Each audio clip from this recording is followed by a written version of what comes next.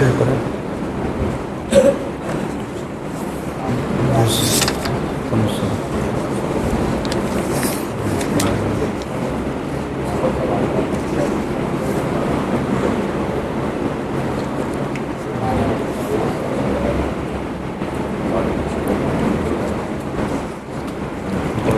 جی اقرا پڑھی. بسم الله الرحمن الرحيم. الحمد لله رب العالمين والصلاة والسلام على سيد الأنبياء والمرسلين وعلى آله وصحبه أجمعين. اللهم اغفر لنا وللحاضرين ولشيخنا وللوالدين وللمشايخ ولجميع المسلمين. قال المصنف رحمه الله تعالى: كن على جادة السلف الصالح، كن سلفيا على الجادة طريق السلف الصالح من الصحابة رضي الله عنهم ومن بعدهم ممن كفى أثرهم في جميع أبواب الدين من التوحيد والعبادات ونحوها، متميزا بالالتزام آثار رسول الله صلى الله عليه وسلم وتوظيف السنن على نفسك وترك الجدال والمراء والخوض في علم الكلام وما يجلب الأثام يصد عن الشرع. قال الذهبي رحمه الله تعالى: وصح عن الدارقطني أنه قال: ما شيء أبغض إلي من علم الكلام. قلت: لم يدخل الرجل أبدا في علم الكلام ولا الجدال ولا خاض في ذلك، بل كان سلفيا. وهؤلاء هم أهل السنة والجماعة المتبعون آثار رسول الله صلى الله عليه وسلم، كما قال شيخ الإسلام ابن تيمية رحمه الله: وأهل السنة نقاوة المسلمين وهم خير الناس للناس، فالزم السبيل ولا تتبعوا السبل فتفرق بكم عن سبيله. نعم، بارک اللہ فیکم. السلام علیکم ورحمۃ اللہ وبرکاتہ. الحمد للہ والصلاة والسلام علی رسول اللہ. اما بعد، فقال الشیخ رحمہ اللہ: کن علی جادۃ السلف الصالح. محترم سامعین کرام اور عزیز طلبہ، حلیت و طالب العلم یہ کتاب آپ پڑھ رہے ہیں. طالب علم کی ذاتی خوبیاں کیا ہیں، ذاتی اوصاف کیا ہیں، ایک صفت آپ پڑھ چکے ہیں. طالب علم کو اپنے اندر اخلاص اور للہیت پیدا کرنی چاہیے، ریاکاری سے بچتا رہے. آج بقیہ صفات اللہ کی توفیق سے ہم پڑھنے جا رہے ہیں. شیخ فرماتے ہیں: کن علی جادۃ سلف صالح. سلف صالحین کے طریقہ اور منہج پر قائم ہو جائیں، گامزن ہو جائیں. سلف کسے کہتے ہیں؟ سلف وہ نفوس قدسیہ ہیں جو رسول کریم علیہ الصلاۃ والسلام اور آپ کے دور میں آپ علیہ الصلاۃ والسلام سے زانو تلمذ طے کرتے ہوئے جنہوں نے آپ سے علم حاصل کیا، یعنی صحابہ اور صحابہ کے جو نقش قدم پر تھے. سلف کہتے ہیں گزرے ہوئے، اسی سے سلفی ہے. سلفی کس کو کہتے ہیں؟ کہ سلف کی پیروی کرنے والا، سلف کے نقش قدم پر چلنے والا. شیخ فرماتے ہیں: کون سلفین الجادۃ طریق السلف صالح من الصحابہ رضی اللہ عنہم فمن بعدهم ممن قفا اثرهم على جميع ابواب الدین من التوحید والعبادات وغیرها. توحید، عبادات اور دین کے تمام ابواب میں سلف صالحین، صحابہ اور تابعین کے نقش قدم پر آپ جم جائیں اور ان پر چلتے ہوئے سلفی بن جائیں.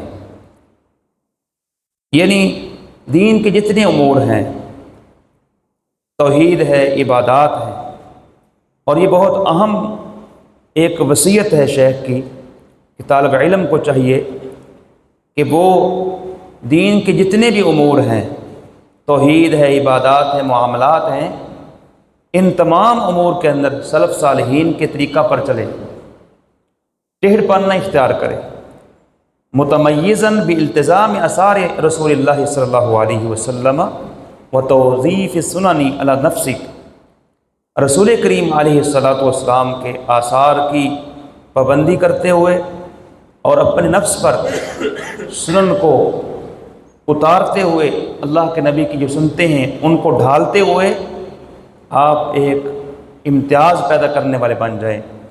وَتَرْكِ الْجِدَالِ وَالْمِرَاءِ وَالْخَوْضِ فِي عِلْمِ الْكَلَامِ وَمَا يَجْلُبُ الْآثَامَ وَيَسُدُّ عَنِ الشَّرْعِ، اسی طرح لڑائی جھگڑوں کو چھوڑنے والے بن جائیں، علم کلام میں عدم دلچسپی کرنے والے بن جائیں، اور اسی طرح گناہوں کا باعث بننے والے جو امور ہیں، شریعت سے روکنے والے جو امور ہیں، ان کو چھوڑ دیں۔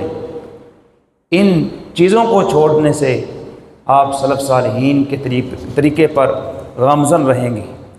علم کلام کا ذکر اس لیے کیا ہے کہ علم کلام وقت کا ضیاع ہے، کیل و کال، اور اس سے بڑے بڑے جہابزہ علماء، بڑے بڑے علماء وہ علم کلام میں جب پڑھے انہوں نے اللہ کی صفات کا انکار کر دیا، صفات الہیہ کا انکار کر بیٹھے۔ اس لیے علم کلام یہ انسان کو الحاد کی طرف لے کے جاتا ہے۔ علم کلام کے اندر بھی وقت کو ضائع نہیں کرنا چاہیے، اور اسی طرح جو گناہوں کے اسباب بننے والے امور ہیں ان سے بھی بچنا چاہیے۔ امام ذہبی رحمہ اللہ کا انہوں نے حوالہ دیا ہے، بہت بڑا ایک نام ہے۔ امام ذہبی رحمہ اللہ ابن تیمیہ رحمہ اللہ کے شاگردوں میں سے ہیں، سیر اعلام النبلاء ان کی کتاب ہے، پڑھنے والی ہے۔ وہاں فرماتے ہیں وصح عن الدارقطنی انہ قال ما شیء ابغض الی من علم الکلام، کہ امام دارقطنی رحمہ اللہ سے صحیح منقول ہے، وہ فرماتے ہیں کہ ما شیء ابغض الی من علم الکلام، علم کلام سے زیادہ کوئی چیز مجھے ناپسندیدہ نہیں ہے۔ مطلب یہ ہے کہ علم کلام سب سے زیادہ مجھے ناپسندیدہ چیز ہے، اس نے بہت ساری دین کے اندر بگاڑ پیدا کیا ہے۔ امام ذہبی کہتے ہیں لم يدخل الرجل ابدا فی علم الکلام، امام دارقطنی رحمہ اللہ کبھی بھی علم کلام کے اندر نہیں پڑھے، والجدال ولا خاض فی ذلک بل کان سلفیا، اور اسی طرح ایسے امور جو جھگڑے کے باعث ہیں اور اس قسم کے امور میں انہوں نے کبھی بھی غوطہ دانی نہیں کی، بلکہ وہ سلف صالحین کے طریقہ پر چلنے والے تھے، سلفی تھے۔ تو برکیف یہ اہم نصیحت ہے جو شیخ نے یہاں بیان فرمائی ہے، وَهَؤُلَاءِ هُمْ أَهْلُ السُنَّةِ وَالْجَمَاعَةِ، یہی لوگ اہل سنہ والجماع ہیں جو سلف صالحین کے طریقے پر چلنے والے ہیں، ان چیزوں پر نہیں پڑھتے۔ المتبعون آثار رسول اللہ صلی اللہ علیہ وسلم، جو اللہ کے نبی علیہ الصلاۃ والسلام کے آثار کی پیروی کرتے ہیں، وہ کما قال شیخ الاسلام ابن تیمیہ رحمہ اللہ، یہ اسی طرح ہی ہیں جیسا کہ شیخ الاسلام ابن تیمیہ رحمہ اللہ نے فرمایا ہے۔ شیخ الاسلام ابن تیمیہ ایک بہت بڑا نام ہے، شیخ کا بہت بڑا کام ہے، ہر میدان کے اندر شیخ الاسلام ابن تیمیہ نے کارہائے نمایاں سر انجام دیے ہیں، دین کا دفاع کرتے ہوئے، فرق باطلہ کی تردید کرتے ہوئے۔ آپ کی بہت ساری کتابیں موجود ہیں جن کو پڑھنا چاہیے، اور اس نے عقیدہ سلف شیخ الاسلام ابن تیمیہ نے واضح فرمایا ہے۔ شیخ فرماتے ہیں وَأَهْلُ السُنَّةِ نقابۃ المسلمین، جو اہل سنہ ہیں یہ مسلمانوں کے یہ منتخب لوگ ہیں، ایک نچوڑ ہے اہل سنہ والجماع۔ باقی جتنے بھی فرق ہیں رائے راست سے ہٹے ہوئے ہیں، لیکن جو اہل سنہ ہیں، جو سنت کی پیروی کرنے والے ہیں، جو حدیث پر چلنے والے ہیں، یہ بہترین لوگ ہیں۔ ہم خیر الناس للناس، یہ لوگوں میں انسانیت کے لیے بہترین لوگ ہیں، انسانوں کے خیر خواہ ہیں۔ لہٰذا شیخ فرماتے ہیں فلزم السبیل، انہی لوگوں کی کیا ہے پیروی کرنی چاہیے۔ اللہ عز و جل قرآن مقدس میں فرماتے ہیں وَلَا تَتَّبِعُوا السُّبُلَ فَتَفَرَّقَ بِكُمْ عَنْ سَبِيلِهِ جو دیگر راستے ہیں جو سلف صالحین کے طریقے کے علاوہ ہیں، جو قرآن و سنت سے ہٹے ہوئے ہیں، ان کی پیروی نہ کریں۔ کیوں؟ یہ تمہیں راہ راست سے ہٹا دیں گے، راہ راست سے تمہیں دور لے جائیں گے۔ تو یہ بہترین ایک شیخ نے نصیحت فرمائی ہے کہ خصوصی طور پر جو طلبہ ہیں ان کو سلف صالحین کے منہج پر چلنا چاہیے، سلف صالحین کے منہج سے ہٹنا نہیں چاہیے۔ سلف صالحین کا منہج کیا ہے؟ قرآن و سنت ہے۔ اس قرآن و سنت پہ جو چلتا ہے وہ سلف صالحین کے منہج پر قائم ہے۔ تیسری جو خوبی طالب علم میں ہونی چاہیے، جس کو یہاں شیخ نے بیان کیا ہے، ایک طالب علم کے لیے ضروری ہے ملازمت خشیت اللہ تعالی، کہ اللہ کی خشیت کا التزام کرے۔ اللہ کا جو ڈر ہے، للہیت ہے، طالب علم کے دل میں ہونی چاہیے۔ اس کی وابستگی انتہائی ضروری ہے۔ اس لیے فرماتے ہیں التحلی بعمارت الظاہر والباطن بخشیت اللہ تعالی، ظاہر اور باطن کی عبادکاری کرتے ہوئے اللہ کی جو خشیت ہے اس سے وابستہ ہو جائیں، اس سے اپنے آپ کو آراستہ کر لیں۔ محافظاً علی شعائر الاسلام، اسلام کے جتنے بھی شاعر ہیں ان کی پابندی کرتے ہوئے، وَإِظْهَارِ سُنَّةِ وَنَشْرِهَا بِالْعَمَلِ بِهَا وَالدَّعْوَةِ إِلَيْهَا، اور اسی طرح سنت کو ظاہر کرتے ہوئے اور سنت پر عمل کرتے ہوئے، اس کی دعوت دیتے ہوئے انسان کو چاہیے کہ وہ اللہ کی خشیت اختیار کر لے۔ دَالًا عَلَى اللَّهِ بِعِلْمِكَ وَسَمْتِكَ وَعَمَلِكَ، یہ اس بات پہ آپ اللہ کے سامنے دلیل بن جائیں، اپنے علم کے ساتھ، اپنی وضاقتہ کے ساتھ، اپنے عمل کے ساتھ، متحلیاً بالرجولۃ والمساحلہ وسمت صالح، اپنے آپ میں مردانگی، نرم خوئی اور اسی طرح نیک کردار کو اپناتے ہوئے ساری خوبیاں اپنے اندر پیدا کر لیں۔ وَمِلَاكُ ذَلِكَ خَشْيَةُ اللَّهِ، شیخ فرماتے ہیں ان تمام کی جو کنجی ہے، جو خلاصہ ہے، وہ اللہ کا ڈر ہے، اللہ کی خشیت ہے۔ اس لیے امام احمد بن حنبل رحمہ اللہ فرمایا کرتے تھے اصل العلم خشیت اللہ، اصل علم تو اللہ کا ڈر ہے۔ اصل علم جو انسان کو اللہ کے بارے میں آگاہ کرتا ہے وہ اللہ کا ڈر ہے، کیونکہ اللہ سبحانہ و تعالیٰ نے قرآن مقدس میں کیا فرمایا ہے؟ انما یخشی اللہ من عبادہ العلماء، کہ حقیقی طور پر اللہ سے ڈرنے والے اللہ کے بندوں میں علماء ہی ہیں۔ جو صاحب علم ہوتا ہے حقیقی طور پر اپنے دل کے اندر اللہ کی خشیت رکھتا ہے، اللہ کا ڈر رکھتا ہے، یہی اصل علم ہے۔ علم آپ بہت پڑھ جائیں لیکن دل کے اندر خشیت نہ ہو، وہ حقیقی طور پر عالم نہیں ہوتا ہے۔ اس لیے شیخ فرماتے ہیں فالزم خشیت اللہ فی السر والعلن، ظاہری طور پر، مخفی طور پر، خلوت و جلوت میں اللہ کی خشیت کو لازم پکڑ لو۔ فإن خیر البریۃ من یخشی اللہ، کائنات میں بہترین وہ ہے جو اللہ سے ڈرنے والا ہے۔ وما یخشاہ الا عالم، اور اللہ سے صرف عالم ہی ڈرتے ہیں۔ اذن فخیر البریۃ هو العالم، لہذا کائنات میں بہترین وہ عالم ہی ہوتا ہے۔ ولا یغب عن بالک ان العالم لا يعد عالما الا اذا كان عاملا، یہ بات آپ کے ذہن سے اوجھل نہیں رہنی چاہیے کہ عالم اس وقت تک عالم شمار نہیں ہوتا ہے جب تک وہ صحیح طور پر اپنے علم کے مطابق عمل نہ کرنے والا ہو۔ عالم با عمل نہ ہو وہ عالم نہیں گردانا جاتا ہے۔ ولا يعمل العالم بعلمه الا اذا لزمت خشیت اللہ، اور عالم جو اپنے علم پر عمل کرنے والا ہوتا ہے تو وہی اللہ کے ڈر کو لازم پکڑتا ہے، اللہ کی خشیت کو لازم پکڑتا ہے۔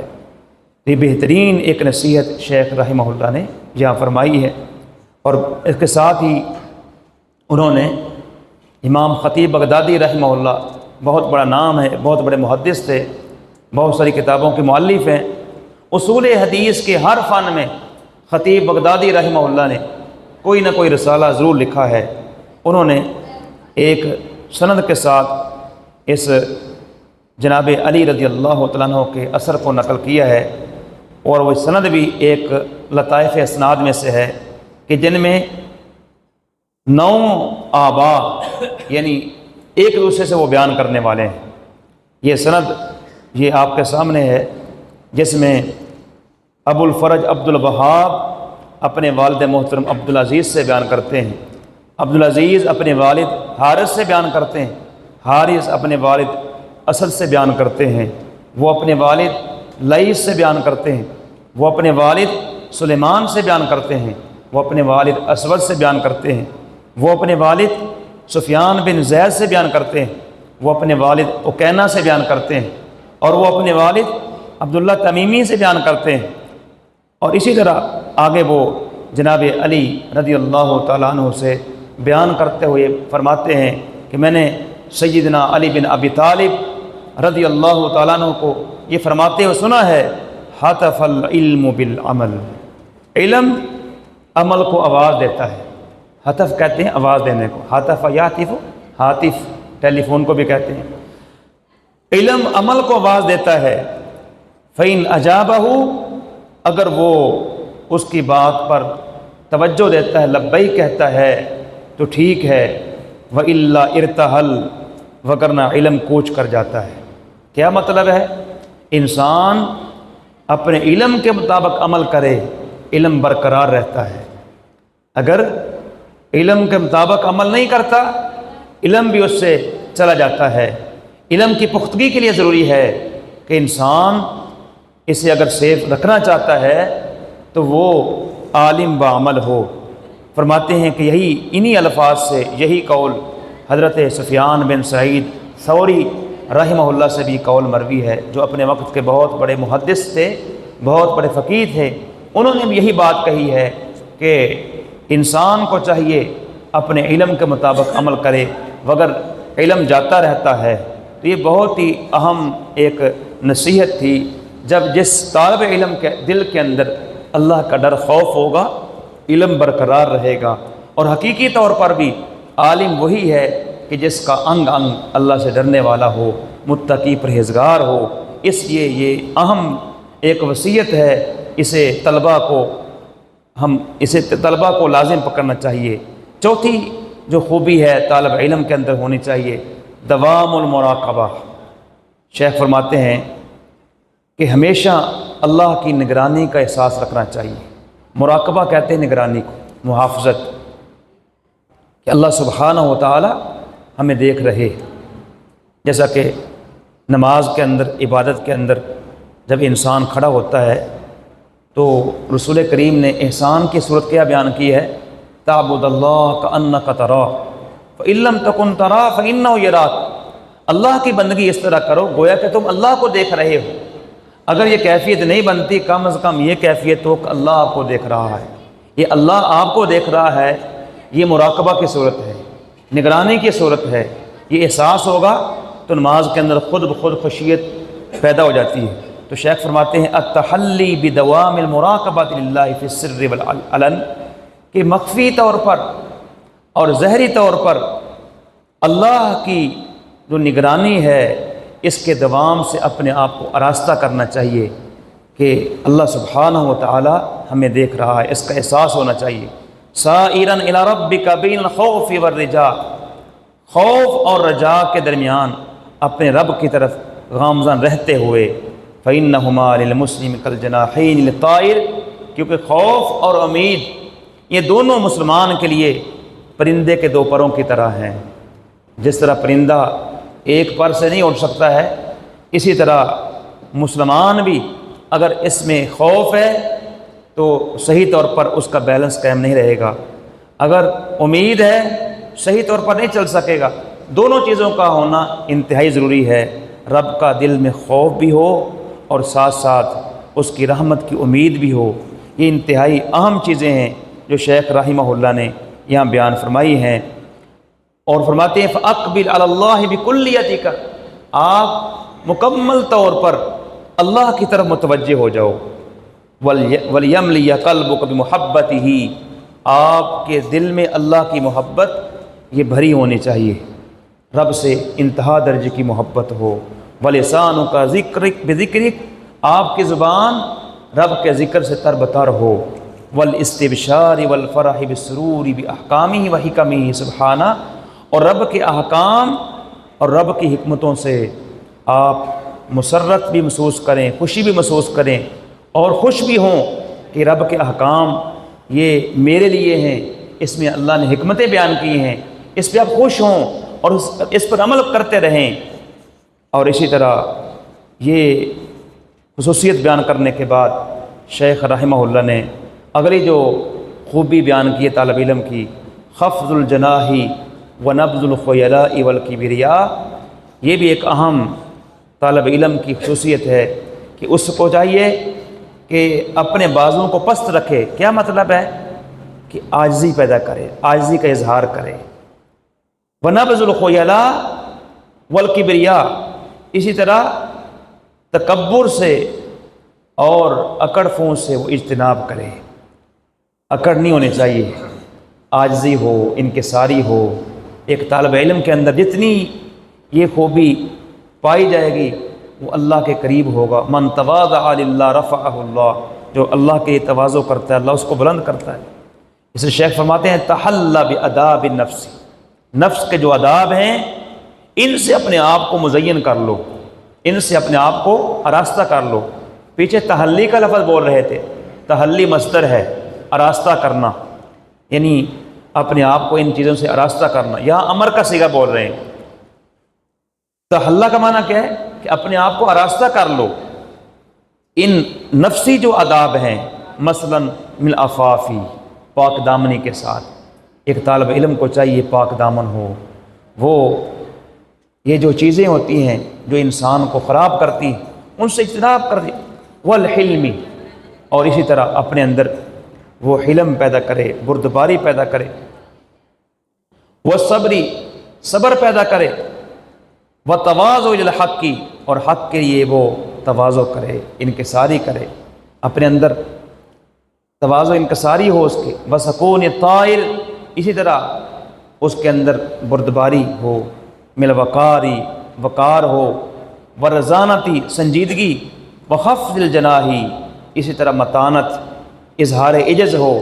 मुतहम्मिलन ज़ुल्लल तअल्लुमि लिइज़्ज़तिल इल्मी, इल्म की इज़्ज़त के लिए जो तालीम सीखने की जो ज़िल्लत है उसको बर्दाश्त करते हुए। मुतहम्मिलन यहाँ हाल बन रहा है। मफ़हूम ये है कि इल्म हासिल करते वक्त अगर आपको कोई तकलीफ़ आती है उसको बर्दाश्त करना है। ज़लीलल हक़्क़ी, हक़ की ताबेदारी करते हुए। ये सारी जो सिफ़ात हैं अगर ये तालिब इल्म के अंदर होंगी तो वो तालिब इल्म सही तौर पर एक तालिब इल्म कहलवाएगा जिसके अंदर ये सारी सिफ़ात पाई जाएंगी जो शेख रहमहुल्लाह ने बयान की। इसके बरक्स बयान करते हैं व अलैहि फ़हज़र नवाक़िद हाज़िल आदाब, उस पर ज़रूरी है कि इन आदाब के जो मुखालिफ चीज़ें हैं, जो नवाक़िज़ हैं, उनसे वो बचे, मोहतात रहे। फ़इन्नहा मअल इस्मी तुक़ीमु अला नफ़्सिका शाहिदन अला अन्न फ़िल अक़्लि इल्लतन। ये चीज़ें अगर इसके बरक्स आप काम करेंगे, आपके अंदर बुर्दबारी नहीं होगी, तहम्मुल नहीं होगा, मतानत नहीं होगी, वकार नहीं होगा, ये सारी चीज़ें नहीं पाई जाएंगी तो फिर क्या होगा? गुनाह के साथ साथ तुक़ीमु अला नफ़्सिका शाहिदन, ये आपके ख़िलाफ़ एक दलील बन जाएगी, गवाही बन जाएगी। क्या? कि अला इन्न फ़िल अक़्लि इल्लतन, कि इसकी अक़ल में कोई बीमारी है, लगता है कि ये बीमार है। वला हिरमान मिन इल्मी वल अमल बिही, और ये इल्म व अमल से महरूम शख्स है कि जिसके अंदर ये चीज़ें नहीं पाई जा रही। लिहाजा फ़इय्याका वल ख़ुयला, अपने आप को तकब्बुर से बचा के रखो। फ़इन्नहु निफ़ाक़ुन व किब्रिया, क्यों? ये जो ख़ुयला है, ख़ुद पसंदी है, उजब पसंदी है, ये निफ़ाक़ भी है और तकब्बुर भी है। वक़द बलगा मिन शिद्दति तवक्की मिन्हु इंद सलफ़ि मुबलगा, और सलफ़ सालिहीन इससे सख्ती से बचा करते थे, इससे इज्तिनाब किया करते थे। ये चीज़ें, तकब्बुर इंसान को ले डूबता है। वो शायर कहते हैं ना, हुबाब बहर को देखो किस तरह सर उठाता है, तकब्बुर वो बुरी चीज़ है, फ़ौरन टूट जाता है। तो इंसान को तकब्बुर से इज्तिनाब करना चाहिए। व मिन दकीकी ही, शेख फरमाते हैं इसकी बरीक बीनी का अंदाज़ा आप اس واقعہ سے لگا سکتے ہیں جس کو امام ذہبی رحمہ اللہ نے عمر بن اسود انسی رحمہ اللہ کے ترجمے میں نقل کیا ہے، جو جناب عبد الملک بن مروان کی خلافت میں فوت ہوئے تھے۔ کہتے ہیں کہ انہ اذا خرج من المسجد، جب بھی یہ مسجد سے نکلا کرتے تھے، قبض بیمینہ علی شمالہ، یہ کیا کرتے تھے؟ اپنے دائیں ہاتھ کے ساتھ بائیں ہاتھ کو پکڑ لیا کرتے تھے۔ فسئل عن ذلک، ان سے پوچھا گیا کہ جب بھی آپ مسجد سے نکلتے ہیں اپنے ہاتھ کو کیوں پکڑتے ہیں؟ فقال مخافتا ان تنافق یدی، کہنے لگے اس ڈر سے کہ کہیں میرا ہاتھ منافق نہ ہو جائے۔ اللہ اکبر، کیا مطلب ہے؟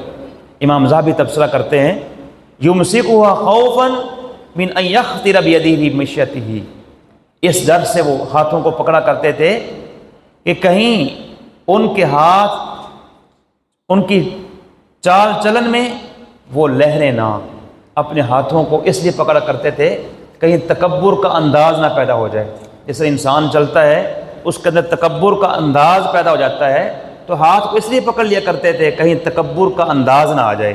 فإن ذلک من الخیلاء، کیونکہ یہ بھی انداز تکبرانہ ہے کہ جو اپنے ہاتھوں کو لہرا کر کے چلتے ہیں۔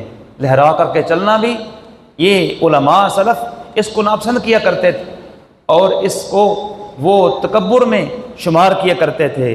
کہتے ہیں ھذا العارض عرض للانسی، یہی چیز جناب عمر بن اسود کے آڑے آئی، اس بنا پہ انہوں نے یہ کام شروع کر دیا تھا۔ تو یہ بہت ہی اہم واقعہ انہوں نے یہاں بیان کیا ہے کہ طالب علم اپنے اندر ایسے صفات پیدا کریں کہ جن میں ان کے اندر عاجزی ہو اور تحمل اور تواضع انکساری ہو اور تکبر نہ ہو۔ شیخ فرماتے ہیں واحذر داء الجبابرۃ الکبر، کہتے ہیں سرکشوں کی جو بیماری ہے تکبر، اس سے بچے رہیں۔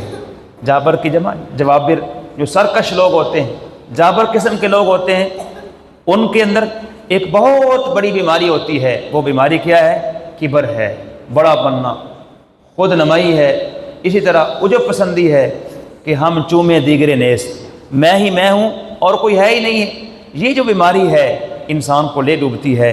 یہی بیماری فرعون کو لے ڈوبی تھی، انا ربکم الاعلی کہہ کر کے اس نے یہ کہا تھا، نعرہ بلند کیا تھا۔ یہی بیماری ابلیس کے اندر تھی، کیا کہا تھا کہ میں اس سے اعلیٰ ہوں۔ انانیت کیا اس کو لے ڈوبی تھی، تکبر اس کو لے ڈوبا۔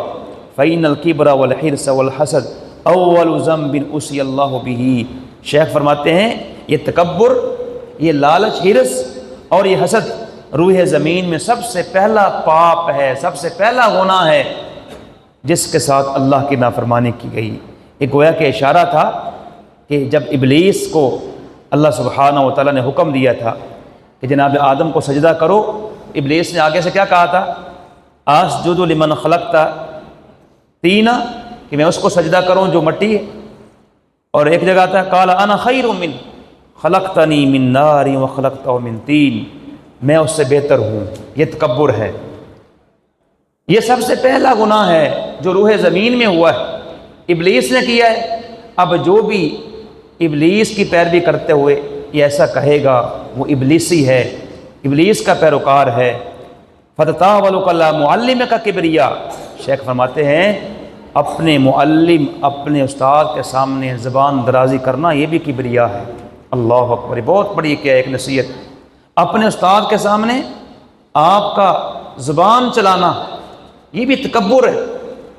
وَاسْتِنْكَافُكَ عَمَّنْ يُفِيدُكَ مِمَّنْ هُوَ دُونَكَ کبریا، اور جو آپ سے کم درجہ ہیں اس کو فائدہ پہنچانے سے آپ کتراتے ہیں، یہ بھی تکبر ہے۔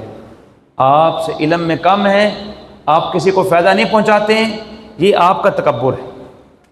وَتَقْصِيرُكَ الْعَمَلِ بِالْعِلْمِ حَمْيَةُ كِبْرٍ، اور علم کے مطابق عمل میں کوتاہی کرنا، شیخ کہتے ہیں یہ تکبر کی ایک دلدل ہے۔ حمیہ کہتے ہیں دلدل کو، کیچڑ کو، تکبر کا کیچڑ ہے کہ آپ علم کے مطابق عمل نہیں کرتے ہیں، کوتاہی کر رہے ہیں، یہ تکبر کی دلدل ہے۔ انسان اس میں گھستا جاتا ہے اور اس کی طے نہیں آتی۔ وعنوان حرمان، اور محرومی کی دلیل ہے۔ لہٰذا ایک طالب علم کے لیے چاہیے کہ ایسی چیزوں سے وہ پرہیز کرے۔ آگے انہوں نے ایک شاعر کا ایک شعر نقل کیا ہے، العلم حرب للفتى المتعالی کالسیل حرب للمکان العالی۔ کہتے ہیں کہ علم یہ متکبر نوجوان کے لیے دشمن کی طرح ہے۔ علم یہ جنگ ہے فخر کرنے والے، تکبر کرنے والے نوجوان کے لیے دشمن ہے۔ کیا مطلب ہے کہ اگر آپ کے اندر تکبر ہے پھر علم آپ کے سامنے نہیں آئے گا، علم نہیں آ سکتا ہے۔ کالسیل حرب المکان العالی، جس طرح سیلاب بلند جگہ کا حریف ہوتا ہے، دشمن ہوتا ہے، آپ نے دیکھا ہے کہ سیلاب بلند مقام پر نہیں جاتا ہے، اسی طرح آپ میں تکبر ہے تو علم آپ کو حاصل نہیں ہو سکتا ہے۔ یہ شعر کا مفہوم ہے جو جہاں شیخ نے بیان کیا ہے۔ لہذا فالزم رحمک اللہ اللسوق الارض، اللہ آپ پر رحمت فرمائے، اپنے آپ کو زمین کے ساتھ چپکا لو۔ کیا مطلب ہے؟ خاکساری اپنے اندر پیدا کر لو اپنے اندر۔ یہ جیسے انسان مٹی کے ساتھ مل جاتا ہے، اپنے اندر عاجزی انکساری پیدا کر لو، خاکساری پیدا کر لو۔ والازراء علی نفسک، اور اپنے نفس کو حقیر جانو کہ میں اتنا بڑا نہیں ہوں، اپنے آپ کو حقیر جانو۔ وحزمها ومراغمتها، اور اپنے نفس کو کچلو، اس کو پست کرو۔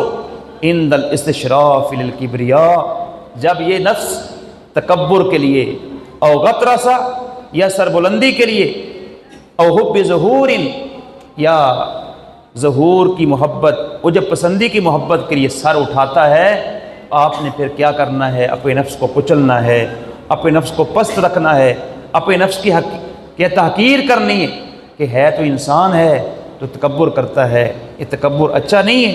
بنحو ذلک من آفات العلم، اس قسم کی جو بھی علم کی آفتیں ہیں، جو علم کے زہر قاتل ہیں، المذہبۃ لہیبتہ، علم کی ہیبت کو لے جانے والی ہیں، المطفئۃ نورہ، علم کے نور کو مٹانے والی ہیں۔ ان تمام چیزوں سے ایک طالب علم کو وہ بچنا چاہیے۔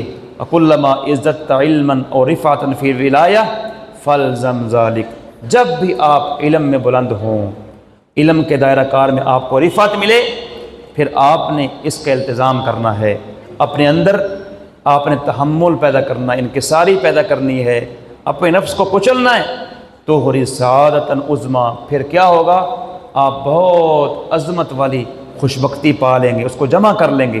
وَمَقَامًا یغبطک علیہ الناس، ایسا مقام حاصل کر لیں گے، لوگ بھی رشک کریں گے کہ یہ عالم بعمل ہونے کے ساتھ بہت متواضع ہے، بہت تواضع کرنے والا ہے، لوگ آپ کی عزت کریں گے۔ آج ہم دیکھ لیں اپنے معاشرے کے اندر جو علماء جن کے اندر تواضع ہے، انکساری ہے، لوگ ان کو بہت ہی اچھا جانتے ہیں، ان کا ادب و احترام کرتے ہیں، اور جن کے اندر یہ چیزیں نہیں ہیں، تکبر ہے، لوگ دور سے نکل جاتے ہیں، ان کو سلام بھی نہیں کرتے۔ شیخ عبداللہ ناصر رحمانی حافظہ اللہ، شیخ حافظ مسعود عالم رحمہ حافظہ اللہ، حافظ شریف صاحب، یہ علماء آج ہیں، بڑا لوگ ادب کرتے ہیں۔ اس لیے علماء کے اندر یہ تواضع انکساری ہونی چاہیے۔ شیخ نے آگے عبداللہ بن امام الحجہ الراویۃ فی الکتب سنہ بکر بن عبداللہ المزنی کہتے ہیں کہ کتب سنہ کے اندر ایک بہت بڑے ایک راوی حدیث ہیں، بہت بڑے حجت والے امام ہیں، بکر بن عبداللہ المزنی رحمہم اللہ۔ ان کا واقعہ نقل کیا ہے، کہتے ہیں سمیت انسانا یحدث عن ابی، میں نے ایک شخص سے سنا کہ جو میرے والد محترم سے وہ بیان کرتا ہے، انہ کان واقفا بعرفہ، والد عرفہ کے مقام پر تشریف فرما تھے، کھڑے ہوئے تھے، فرق کا، اور ان کے اندر رکت طاری ہو گئی۔ رکہ یا رکوع کا معنی کیا ہوتا ہے؟ رکت طاری ہو جانا۔ اور کہنے لگے لولا انی فیہم لقلت قد غفر لہم، اگر میں ان میں نہ ہوتا تو کہتا ان کو معاف کر دیا گیا ہے۔ کیا مطلب ہے؟ کہ ان کے اندر یہ صفت پائی گئی، لیکن پھر بھی انہوں نے اپنے اندر یہ تواضع انکساری کو اختیار کیا۔ شیخ فرماتے ہیں قلت كذلك ينبغي للعبد ان يزري على نفسه ويهزمها، اسی طرح ایک انسان کو چاہیے کہ وہ اپنے نفس کو حقیر جانے. ازرا یوزری ازرا کا معنی ہوتا ہے کہ حقیر جاننا، کہ اپنے آپ کو حقیر جانے. وَيَهْزِمَهَا، اور اپنے نفس کو کچلنے کی کوشش کرے کہ جب بھی انسان اس کے اندر تکبر آنا شروع ہو جائے وہ اپنے نفس کو حقیر سمجھے کہ میں اللہ کا بندہ ہوں، مجھے یہ لائق نہیں ہے کہ میں تکبر کروں. یہی حقیقی علم انسان کو سکھلاتا ہے، اور طالب علم کے لیے ایک بہترین ایک شیخ کی نصیحت ہے جس کو پلے باندھنا چاہیے. آگے شیخ فرماتے ہیں القناعۃ والزہادہ، چھٹی خوبی جو ایک طالب علم کے لیے ضروری ہے اس کے اندر قناعت پسندی ہونی چاہیے، اس کے اندر زہد ہونا چاہیے. ایک طالب علم قناعت کرنے والا ہو، جتنا ملے اس پر وہ کفایت کر جائے، زیادہ سے زیادہ کا حریص نہ ہو. شیخ فرماتے ہیں التحلی بالقناعہ والزہادہ، کہ قناعت پسندی اور زہد کے ساتھ ایک طالب علم کو آراستہ ہونا چاہیے. وہ حقیقت و زہدی، زہد کس کو کہتے ہیں؟ زہد کیا ہوتا ہے؟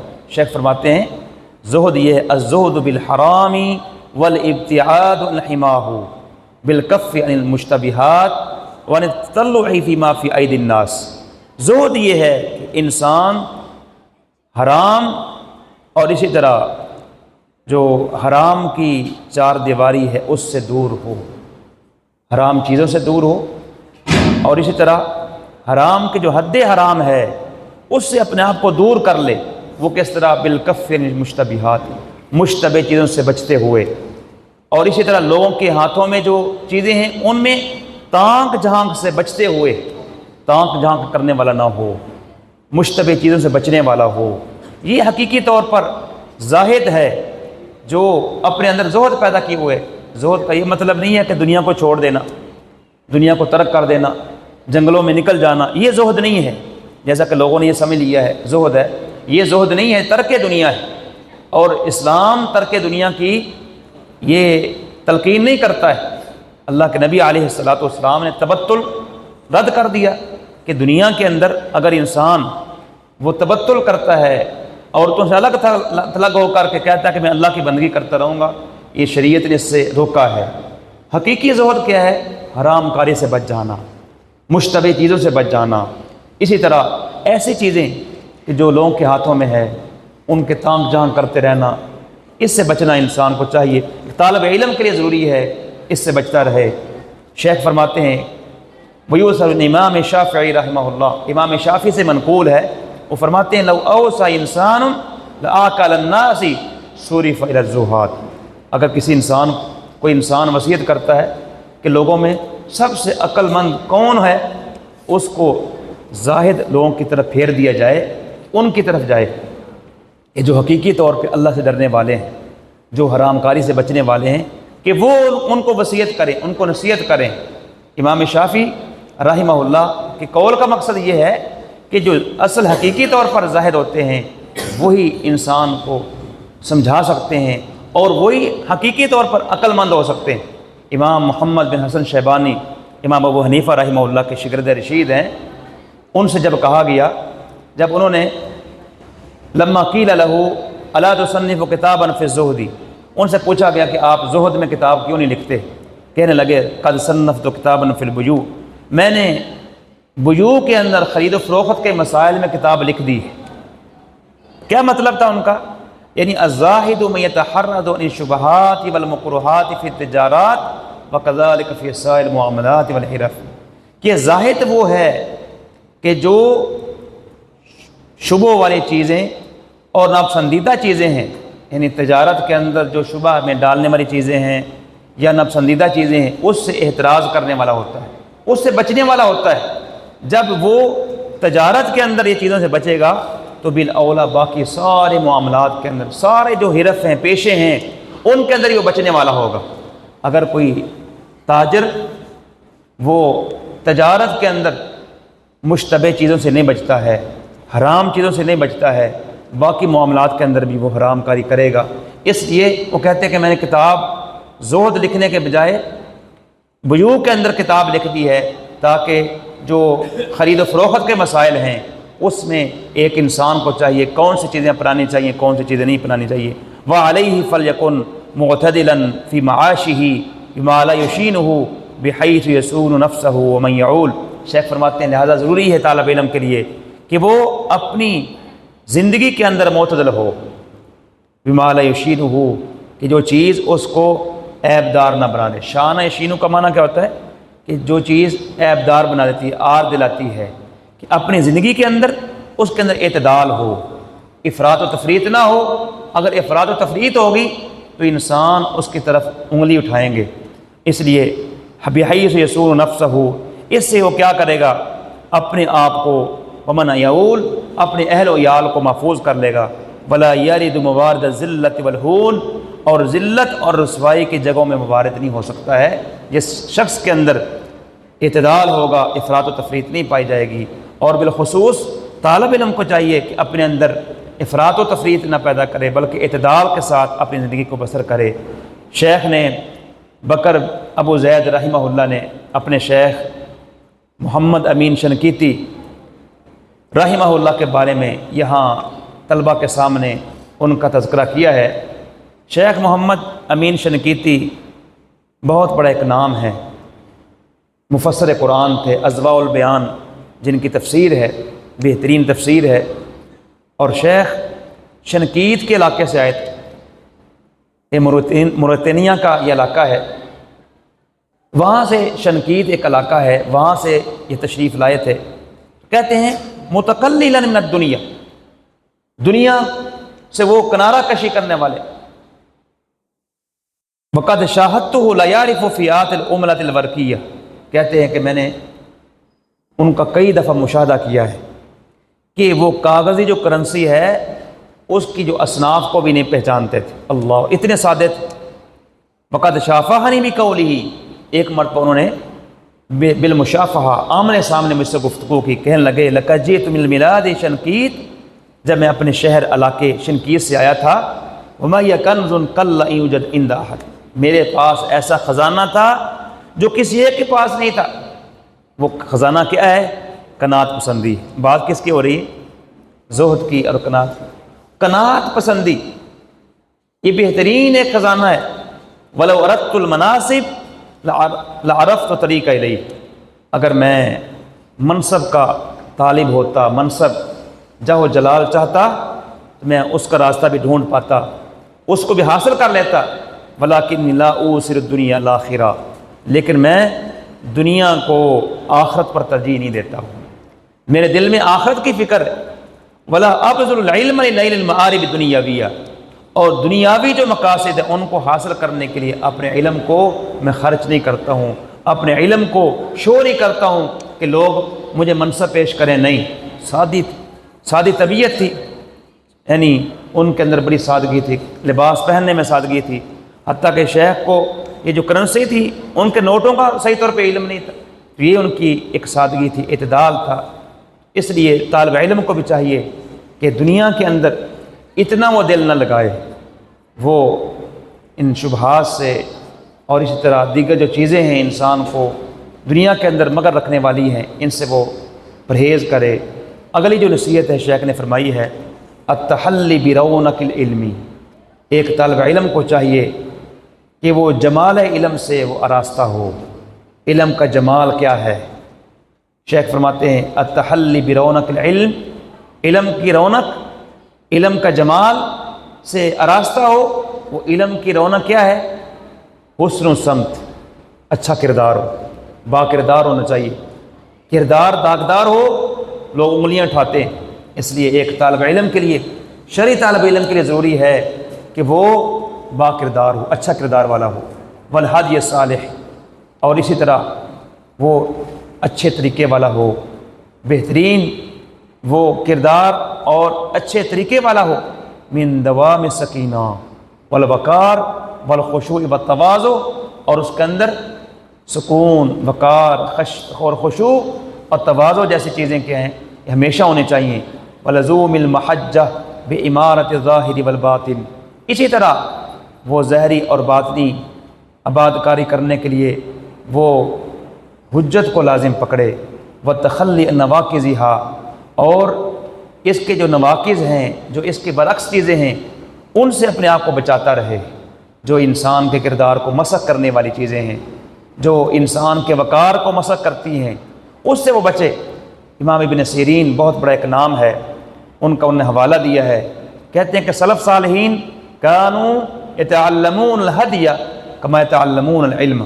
سلف صالحین صحابہ وہ جس طرح علم سیکھا کرتے تھے اسی طرح وہ کردار بھی سیکھا کرتے تھے، اسی طرح وہ کردار سیکھتے تھے، طریقہ سیکھتے تھے۔ کیا مطلب ہے؟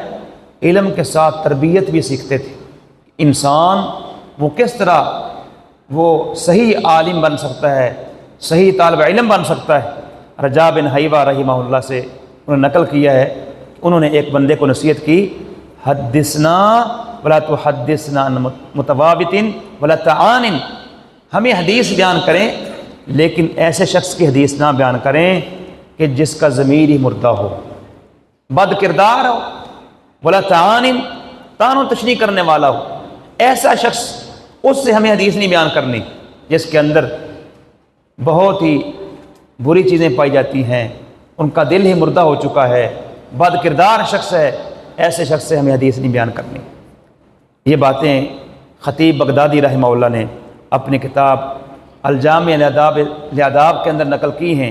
اس کے بعد وہ تبصرہ کرتے ہیں، یجب علی طالب الحدیث ان یتجنب اللعب واللعبث۔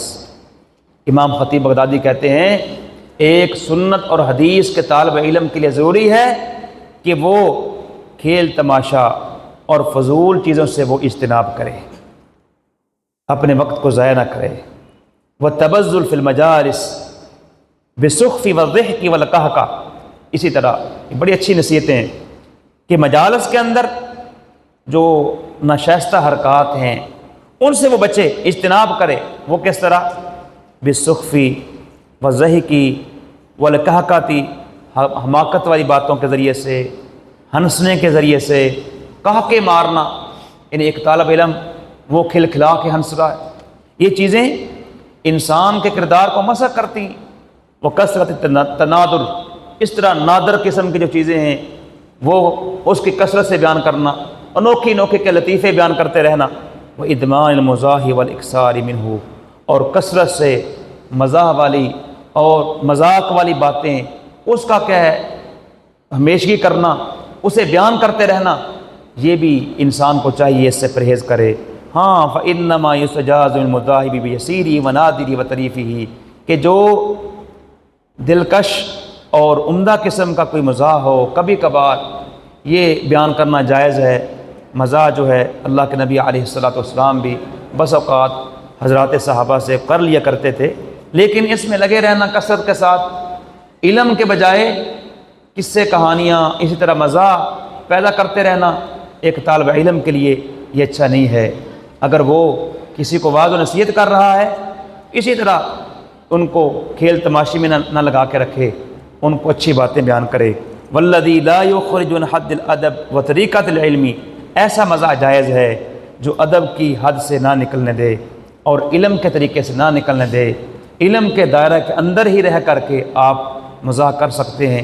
رسول کریم علیہ السلام سے بھی کئی واقعات منقول ہیں۔ فاما متصلہ وفاحشہ وسخیفہ ما اوغر منہ صدور وجلب الشر فانہ مذموم۔ ہاں مسلسل مزاح کرتے رہنا، متصل کا معنی کیا ہے؟ مسلسل آپ مزاح کر رہے ہیں اور فوش قسم کا مزاح کر رہے ہیں اور کم عقلی کا مزاح کر رہے ہیں، ایسا مزاح کر رہے ہیں جو سینوں کے اندر کیا کرتا ہے؟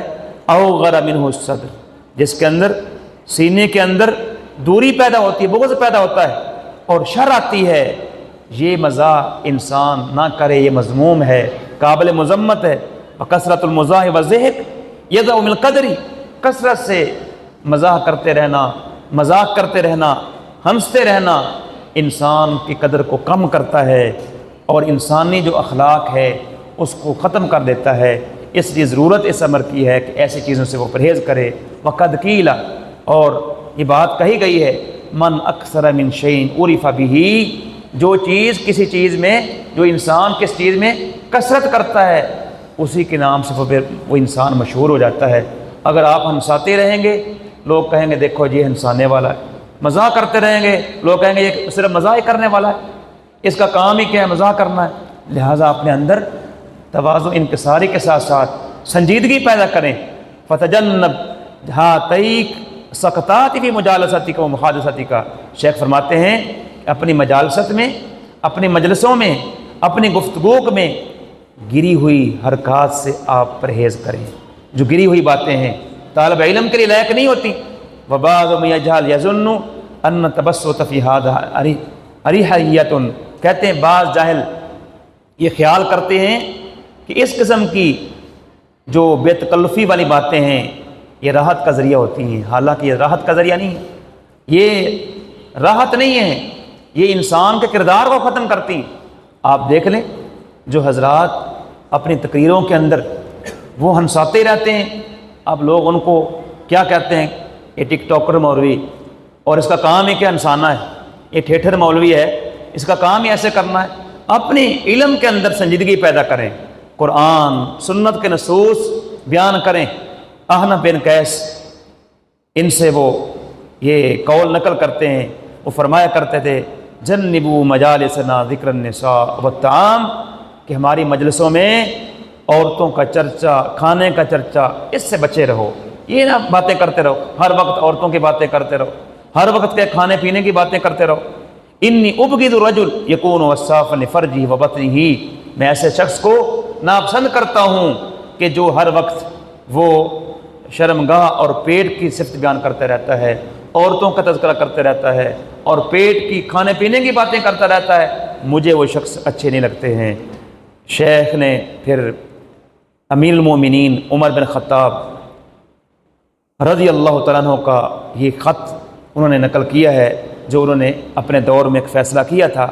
اس خط میں امیر المومنین عمر بن خطاب نے کیا فرمایا تھا، کہا تھا من تزین بما لیس فی شانہ اللہ، کہ جو شخص اپنے آپ کو ایسی چیزوں کے ساتھ مزین کرتا ہے، شو کرتا ہے جو اس میں نہیں ہے، اللہ تعالیٰ خود اس کو عیبدار کر دیتا ہے۔